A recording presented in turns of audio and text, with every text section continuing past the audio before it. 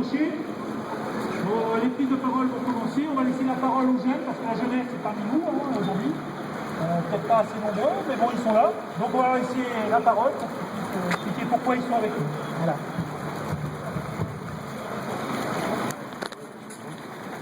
Bonjour à tous. Donc je voudrais juste dire un petit mot à tous ceux qui nous entendent et surtout les jeunes. C'est qu'il faudrait vraiment se mobiliser, vraiment tous ensemble.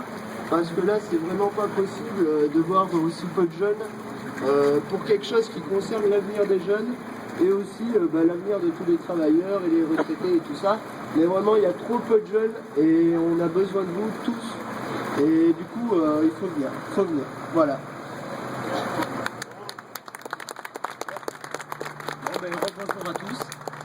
Pour reprendre un petit peu ce que mon collègue vient de dire, il faudrait vraiment justement se mobiliser en tant que jeune parce que effectivement c'est notre avenir et moi aussi je trouve qu'il n'y en a pas assez et je pense que de toute façon on a discuté et déjà on a le soutien de beaucoup de personnes plus âgées et je pense que si on y va, eux aussi nous suivront. Donc si on est à plusieurs, on a moyen de contrer cette loi et de contrer beaucoup de choses aussi, beaucoup de revendications auxquelles on n'est pas d'accord. Alors actuellement c'est que le début, mais si on est plusieurs, ça peut aller encore plus loin, il faut faire monter les choses. Alors après Aurillac c'est une petite ville, mais on est quand même 30 000 habitants et quelques, et je pense qu'on peut être beaucoup plus nombreux. Et franchement, que ce soit des jeunes ou des parents, faites passer le message et vraiment soyez solidaires et qu'on soit plus nombreux sur cette place le 31 mars. Voilà.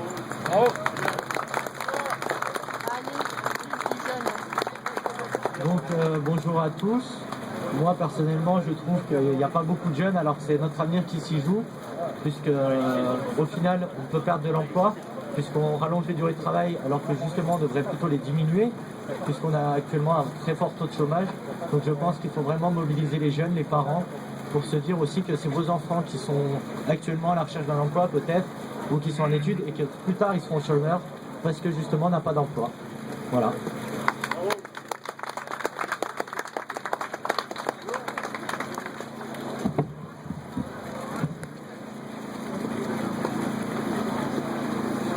Salariés licenciés, fonctionnaires supprimés, les syndicalistes condamnés et les jeunes dans la précarité. Ça ne peut plus durer. Les salariés et la jeunesse l'ont compris. Face à cette nouvelle attaque, ils choisissent de se mobiliser. Le gouvernement a peur. Peur de la mobilisation de la jeunesse. Aidons-les et soutenons-les en faisant mal au capital. Nous sommes les forces de travail, nous sommes les producteurs de richesse. Alors, sans attendre des mois ou des semaines, dans les prochains jours, préparons des arrêts de travail pour imposer le retrait de la loi. Notre mobilisation, qui demain grossira encore, est là pour combattre un retour à l'esclavage ou à l'exploitation sans borne des salariés. Cette loi, c'est tout simplement la destruction de tout ce que nos retraités ont arraché par leur lutte au patronat en 1936, en 1945, par le Conseil national de la résistance. Ils veulent casser le droit commun, les garanties collectives. Le semblant de modification de cette loi, qui est approuvée par des syndicats d'accompagnement, n'est qu'un leurre. Ce que le gouvernement oublie de dire clairement, c'est la fin du Code du travail tel que nous le connaissons, avec des règles précises, applicables sur l'ensemble du territoire national, dans toutes les branches professionnelles, applicables en grande partie, quel que soit le niveau d'effectifs dans les entreprises. Le projet Hollande, Valls, El Khomri, Gattaz et Berger détruit ce socle commun en généralisant le principe selon lequel les accords collectifs de branche ou d'entreprise peuvent déroger au Code du travail de manière défavorable aux salariés. Les patrons pourraient faire travailler les salariés jusqu'à 12 heures par jour et même jusqu'à 60 heures par semaine si encore.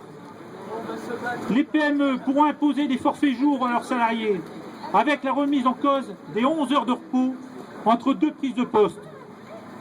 Le travail pourra être organisé par accord sur une période allant jusqu'à 3 ans, en ne payant les heures supplémentaires qu'à la fin. Dans les petites entreprises, elles pourront être payées au bout de 16 semaines sur simple décision du patron. Les majorations des heures supplémentaires pourront descendre à 10% par accord d'entreprise. Le temps d'astreinte hors intervention décompté sur temps de repos. La modification forcée du contrat de travail en cas d'accord compétitivité qui aura pour effet de baisser les salaires et ou d'augmenter le temps de travail. Et le licenciement pour motif personnel en cas de refus du salarié. Un employeur pourra, pour de prétendues difficultés économiques qu'il n'aura d'ailleurs même plus à justifier, imposer une baisse du salaire, même si le groupe fait des bénéfices. Tout refus du salarié pourra aboutir à son licenciement disciplinaire et non plus pour un motif économique. Gouvernement, patronat et syndicats d'accompagnement cherchent à nous faire croire que la négociation collective, branche par branche, entreprise par entreprise, serait la solution pour obtenir à la fois le maintien des emplois et la garantie collective de haut niveau. C'est oublier que ces négociations ne sont jamais loyales avec un patronat agressif, qui n'hésite pas à menacer de la fermeture d'un site pour exiger la signature d'un accord de flexibilité ou pour supprimer des acquis. À chaque réforme faite par les gouvernements successifs depuis plus de 30 ans, ce sont les salariés qui perdent des acquis et qui font des concessions. Jamais le MEDEF. Les puissants de la finance sont de plus en plus riches. Ils écrasent sans complexe les salariés, ou devrais-je dire, les nouveaux pauvres. Nous devons imposer le retrait pur et simple de ce projet de loi El Khomri. Nous devons aller chercher l'abrogation des lois antisociales Macron et Rebsamen. Le droit commun, les garanties collectives, le principe de faveur doivent rester la base des droits des travailleurs. Tout cela est inscrit dans le Code du travail d'aujourd'hui. Il n'a pas besoin d'une réécriture. Il a juste besoin que les salariés et la jeunesse le défendent. Un seul slogan, « Touche pas à mon Code du travail ». Analysons d'ailleurs la situation actuelle. Le gouvernement a besoin d'une pétition à plus d'1,250,000 signatures et plusieurs mobilisations pour infléchir sa position autoritaire en faisant croire que les lignes ont bougé. Rien n'a bougé.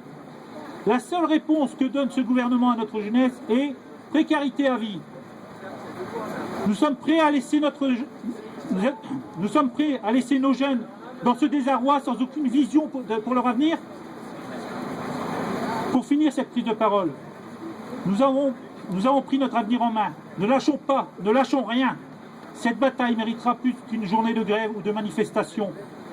Mettons en débat la situation avec les salariés, avec la jeunesse, en tenant dès demain des assemblées générales, en poursuivant les explications et en combattant la désinformation des grands médias, détenus à 95% par le pouvoir capitaliste. Rassemblons-nous le 24 mars, jour où ce projet funeste arrive sur la table des ministres, et l'appel interprofessionnel de la CGT, FO, FSU, Solidaire à la grève du 31 mars sera la seule réponse à la hauteur de l'attaque.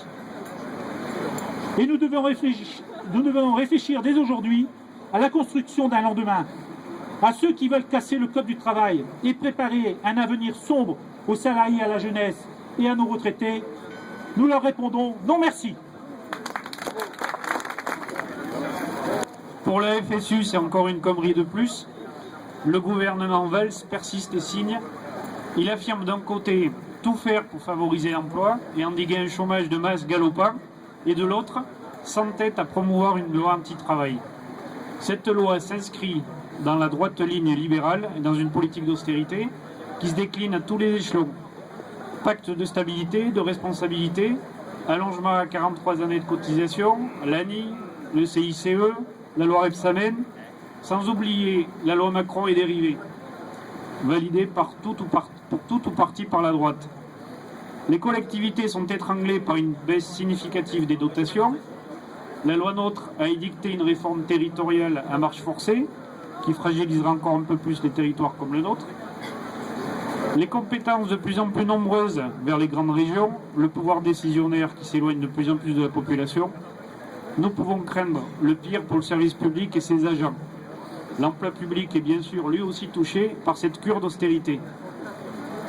Pourtant, un certain Hollande François, alors candidat à la présidentielle, devait tout faire pour inverser la courbe du chômage et faire de la jeunesse une priorité de son quinquennat. Résultat, aucun sur l'emploi. Plus de chômage, plus de précarité, moins de pouvoir d'achat, moins de sécurisation professionnelle. Mais par contre, encore moins de charges et beaucoup plus de recettes et de profits pour le patronat et ses actionnaires. La FSU réclame une augmentation générale des salaires pour augmenter le pouvoir d'achat et redynamiser l'économie à bout de souffle. Nous affirmons que bien au contraire, la réduction du temps de travail est une des clés pour redonner du souffle au marché du travail, aux perspectives d'avenir pour l'instant bien limitées. Au contraire de ce qui est préconisé, le partage du temps de travail doit contribuer à créer des emplois. Le droit, avec un grand D, doit absolument protéger les salariés et leurs droits, pour encadrer le temps de travail sur la journée, la semaine, pour encadrer le temps d'astreinte, pour garantir le temps de repos suffisant. Il doit être un garde-fou à toute tentative hiérarchique patronale de licencier de manière abusive et arbitraire les salariés qui ne rentreraient pas dans le rang. Le droit n'a un sens et la démocratie n'existe que si les règles s'appliquent, que les évolutions soient discutées et validées par les forces syndicales représentatives des travailleurs. Tout autre processus fragiliserait encore un peu plus notre société et transformerait définitivement les travailleurs en simples exécutants asservis. Comme mercredi dernier, les différentes composantes de la population, les jeunes, les étudiants, les travailleurs, les retraités, les chômeurs se rassemblent, nous nous unissons pour nous opposer, alerter l'opinion et exiger du gouvernement Valls qu'il retire purement et simplement ce funeste projet.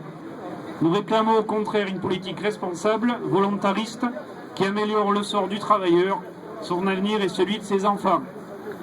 Nous, l'intersyndicale CGT-FO, FSU et Solidaire, appelons à la grève interprofessionnelle le jeudi 31 mars. Rendez-vous à 10h30 à la préfecture, puis manifestation dans le centre-ville d'Aurillac jusqu'à la place des Carmes. À bientôt. Avec la conception républicaine de la négociation collective. J'ai déjà dit, je le redis, la démocratie, il y a longtemps qu'on n'en parle plus dans ce pays. La conception républicaine du dialogue social, c'est un petit peu la même chose. Parce que je vous rappelle que quand même, une négociation collective dans une république sert à assurer un minimum de droits à l'ensemble des salariés. Ce qui n'est pas le cas dans le projet de loi. Alors les quelques modifications proposées dans ce projet, qui font soi-disant hurler le MEDEF dans son jeu de rôle avec Berger, n'entament en rien la détermination